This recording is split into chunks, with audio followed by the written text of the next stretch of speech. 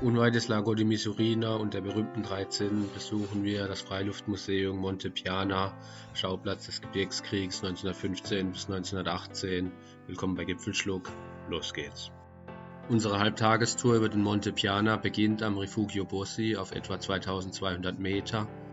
Dorthin gelangt man per Jeep-Transfer vom Parkplatz, wo die Mautstraße Richtung Rifugio Auronzo bzw. Drei Zinnen beginnt, unweit des Lago di Misurina. Unsere Route führt zunächst am Westrand des Monte Piana entlang. Der gut zu gehende Weg ist etwas ausgesetzt und besitzt einige Seilsicherungen, sodass hier etwas Trittsicherheit mitzubringen ist. Unsere Route über den Monte Piana orientiert sich im Wesentlichen an der Routenbeschreibung des Roter Wanderführers Sextner Dolomiten. Den Link zum Buch findet ihr unten in der Videobeschreibung. Grundsätzlich erhält man aber auch mit dem Jeep-Transfer-Ticket einen Flyer, auf dem eine ähnliche Route verzeichnet ist. An der Westflanke des Monte Piana erwartet uns außerdem eine Stelle, wo man besser die Hände zur Hilfe nimmt, und ein Stollen, den man erkunden kann.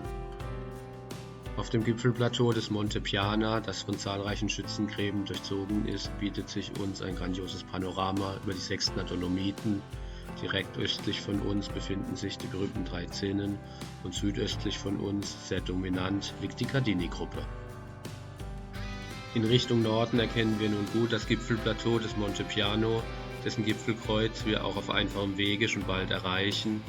Das Gipfelplateau des Monte Piano war während des Ersten Weltkriegs im Rahmen des Gebirgskriegs 1915 bis 1918 von den österreichisch-ungarischen Truppen besetzt, während das Gipfelplateau des Monte Piana südlich davon von den italienischen Truppen besetzt war.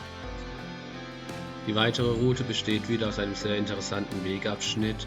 In südlicher Richtung geht es entlang des Ostrandes des Monte Pianos auf Bändern, teilweise gut ausgesetzt, aber auch immer wieder seilversichert und gut zu gehen.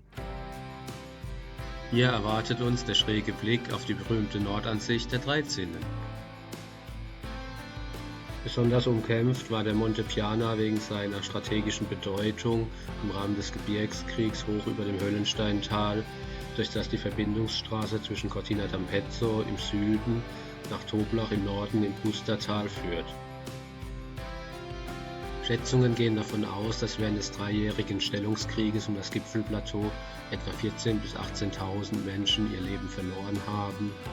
Es wird davon ausgegangen, dass aber der Großteil der Opfer nicht den direkten Kampfhandlungen zum Opfer fielen, sondern Naturgefahren, wie zum Beispiel extreme Kälte, Lawinen oder Gewitter. Nach dem interessanten Wegstück entlang des Ostrandes des Monte Piano sind wir zügig zurück auf dem Gipfelplateau des Monte Piana, wo wir das wunderbare Dolomitenpanorama zusammen mit einem Pausenbier noch genießen. Heute Tischki und Oberdorfer Helles, zum Wohl! Vom Gipfelplateau des Monte Piana geht es auf einfachem Wege zurück zum Rifugio Bossi, das zum Zeitpunkt unserer Wanderung am 4. Oktober übrigens schon geschlossen hatte.